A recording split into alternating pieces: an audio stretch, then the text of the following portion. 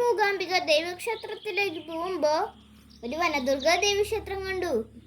അവിടെ എനിക്ക് ഫീൽ ചെയ്തത് ഒരു പോസിറ്റീവ് എനർജിയാണ്. ഈ ക്ഷേത്രത്തിൻ്റെ പ്രത്യേകത നമുക്ക് ഒറ്റ നോട്ടത്തിൽ മനസ്സിലാക്കാം. മണികൾ, തൊട്ടിലുകൾ എല്ലാം പ്രാർത്ഥനയുടെ ഫലങ്ങളാ.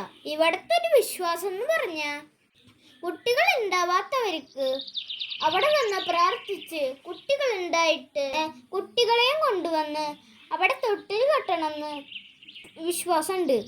എനിക്കിവിടെ ഇൻട്രസ്റ്റിംഗ് ആയിട്ടുള്ള കാര്യം തോന്നിയത്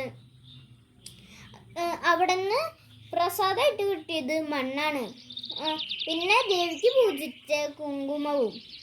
അപ്പം ഈ ഒരു സ്ഥലം അറിയപ്പെടുന്നത് മാസ്തിക്കോട്ട എന്നാണ്. എല്ലാവരും മാസ്തിക്കോട്ട ദേവീക്ഷേത്രത്തിൽ പോയി തൊഴുക. അവിടേക്ക് പോയാൽ മാത്രമാണ് നമ്മൾക്ക് ആ ഒരു ഫീൽ കിട്ടുള്ളൂ, പോസിറ്റീവ്. ബൈ, നമുക്ക് പിന്നെയും കാണാം.